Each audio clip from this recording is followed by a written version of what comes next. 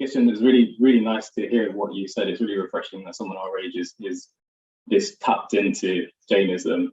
My question is based on the third A, and I'm not going to try and pronounce it, but actually I am. Aparigra, right? So your definition of it is based on the physical, so materialistic, to absolve yourself of materialism. I find it to be one stage deeper. So my question to you is, would you be able to expand, if this resonates with you, around traditions and the way things were set in a world which we're no longer living in? So, there was a time when all scriptures and all education was only for men. And I feel like a lot of what we do now is based on those understandings. And in today's world, saying that only men can do certain rituals, only men can say certain things during Pratigna, for example, I really disagree with that. I was wondering what your thoughts are on that. Mitul, thank you for the question. I really appreciate it. I think for us, growing up in a world where everything's equal, right? You go to school and there's girls that are doing better than you. Forget equal than you, they're doing better than you in school.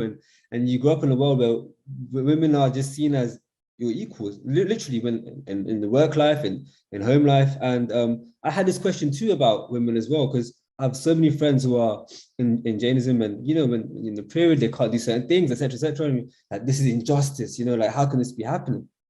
And then I read a story, yeah. And so if I ask you a question, this surprised me. In this skull, we have the aras, right? And in the fourth aras, when moksha opens, you know who the first person to go to moksha was? Was actually Rishabdev's mother.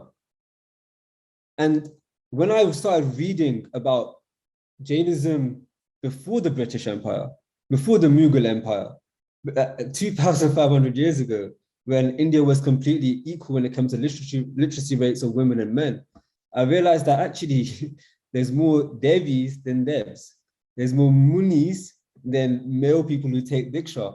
So maybe in the tradition, it's equal, because essentially Jainism is about Atma, soul. There cannot be no gender. And maybe because of culture, things have changed. And rightly, as you said, I've witnessed those things myself. Now, can we not throw the baby out with the bathwater? I think we can. I think we can keep those principles. I think we can really hold tight to what Jainism truly stands for. And we are Jains, right? So we can start doing things that are more equal. Like right now, Ashley's speaking to me, there's no difference. We're just having a conversation, and we can be the torchbearers of bringing that cultural reset into Jainism. Now, when it comes to practicum and when it comes to certain things, truthfully, I don't know why men say it and women don't. I don't have the knowledge for that. I would suggest ask questions.